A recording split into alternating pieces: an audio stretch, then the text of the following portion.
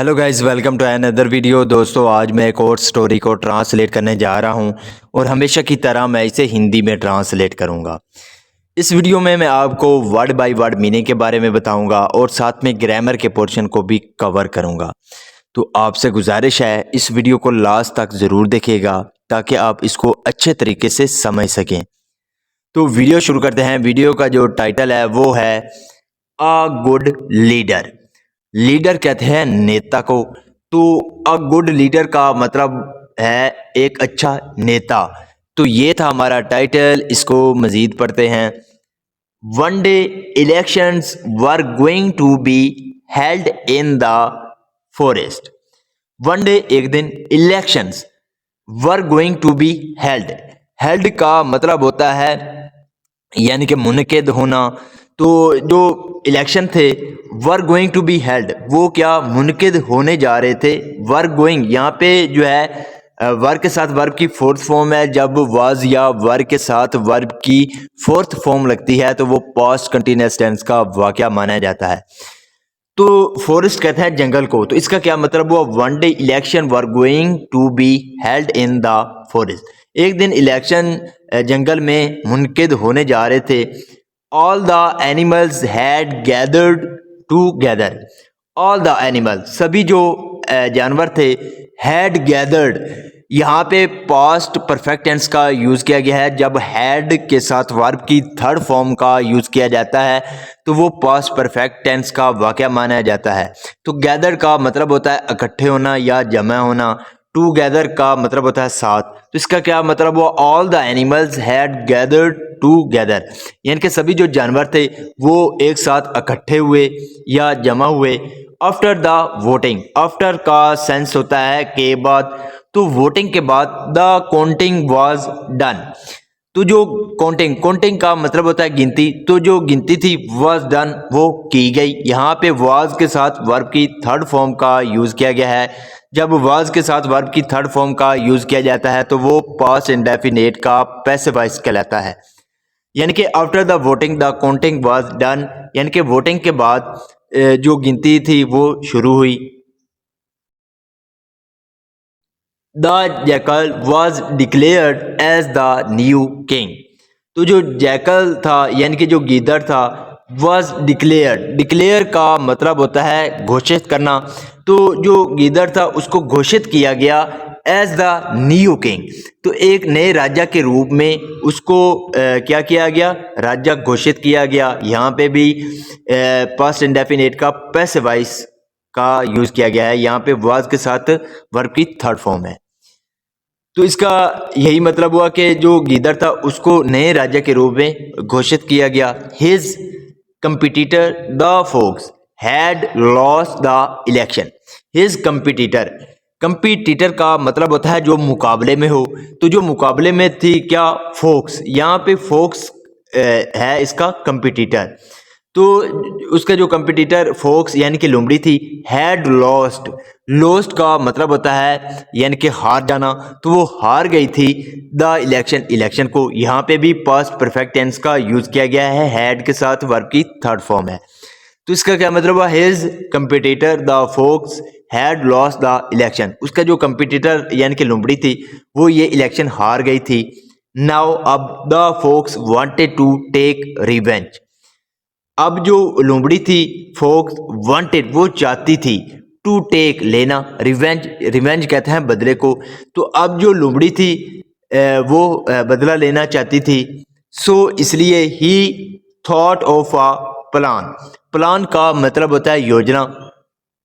Thought think की second form है thought, जिसका मतलब होता है सोचना। तो so he thought of a plan, तो इसलिए उसने एक योजना सोची। The fox set a trap and kept some meat there. The fox, जो लोमड़ी थी, सेट अ ट्रैप, ट्रैप का मतलब होता है जाल, सेट का मतलब होता है लगाना या बिछाना। तो उसने एक जाल बिछाया। एंड केप्ट, कीप की सेकंड फॉर्म है केप्ट, जिसका मतलब होता है रखना, और रखा सम मीट, मीट का मतलब होता है मांस। तो उसने कुछ मांस रखा देर वहां पे। यानी कि जो लोमड़ी थी उसने क्या किया, सेट अ ट्रैप, उसने एक जाल बिछाया। And kept some meat there, और कुछ जो मांस था वो वहां रखा। देन फिर he went to the jackal and said. He went go की सेकंड फॉर्म में वेंट जिसका मतलब होता है जाना, तो फिर वो गई टू द जैकल गीदड़ के पास एंड सेड और कहा यूर हाइनेस यानी कि महाराज some meat is lying unattended under a tree. Some meat का मतलब होता है मांस या गोश्त, तो कुछ जो मांस है इज लाइंग वो पड़ा हुआ है। लाइंग का मतलब होता है पड़े होना। यहाँ पे इसके साथ वर्ब की फोर्थ फॉर्म का यूज किया गया है। जब इज एम या आर के साथ वर्ब की फोर्थ फॉर्म का यूज किया जाता है तो वो प्रेजेंट कंटिन्यूअस टेंस का वाकया कहलाता है। तो कुछ जो मास है वो पड़ा हुआ है अनअटेंडेड। अनअटेंडेड का मतलब होता है जिसकी कोई भी देखभाल करने वाला ना हो।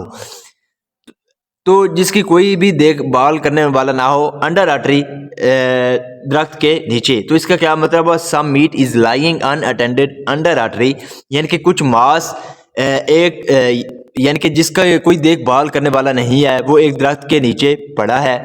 You can go and eat it. You can go तुम जा सकते हो, एंड ईट इट और उसे खा सकते हो। The jackal rush to the spot. Rush का मतलब होता है हजूम, लेकिन यहाँ पे इसका मतलब होता है हड़बड़ी या जल्दी में कहीं जाना। तो जो गीदड़ था rush to the spot, spot का मतलब होता है स्थान यानी कि वो जगह। तो जो जैकल था वो जगह पर तेजी से पहुंचा। As soon as he picked up the meat he got caught in the trap. As soon as he picked up, जैसे ही उसने वो मांस उठाया। पिकअप का मतलब होता है उठाना। तो जैसे ही उसने वो मांस उठाया ही got caught in the trap. He got cot वो पकड़ा गया इन द ट्रैप उस जाल में। The folks called all the animals and showed them the jackal and said. The folks called all the animal. Call का मतलब होता है बुलाना। तो जो लोमड़ी थी उसने सभी जानवरों को बुलाया एंड शोड देम और उनको दिखाया। शो का मतलब होता है दिखाना, और उनको दिखाया। द जैकाल यानी कि गीदड़ दिखाया एंड सेड और कहा a good leader should control his desires and should not believe others without thinking. A good leader should control, तो एक अच्छे लीडर को क्या करना चाहिए? कंट्रोल, काबू करना चाहिए। हिज डिज़ायर अपनी इच्छाओं पर, यानी कि अच्छे लीडर को शुड का जो यूज़ होता है वो चाहिए के सेंस में होता है। तो इसका क्या मतलब? वो a good leader should control his desire, यानी कि एक अच्छे लीडर को अपनी इच्छाओं पर कंट्रोल करना चाहिए, काबू करना चाहिए। एंड शुड नॉट बिलीव, और बिलीव नहीं करना चाहिए यानी कि यकीन नहीं करना चाहिए अदर दूसरों का, विदाउट थिंकिंग बिना सोचे। यानी कि उसने ही कहा कि एक अच्छा लीडर को अपनी इच्छाओं पर काबू करना चाहिए और बिना सोचे किसी की बातों पर यकीन नहीं करना चाहिए। The jackal can never be a good leader, यानी कि जो गीदड़ है कैन नेवर बी वो कभी भी नहीं हो सकता अ गुड लीडर एक अच्छा नेता, यानी कि जो गीदड़ है वो कभी भी एक अच्छा नेता नहीं हो सकता। So this is the video guys. अगर आपको पसंद आई हो तो इस वीडियो को लाइक कर दें, चैनल को सब्सक्राइब कर दें ताकि इसी तरह की आने वाली वीडियो आप तक पहुंचती रहे। Have a nice day, good bye.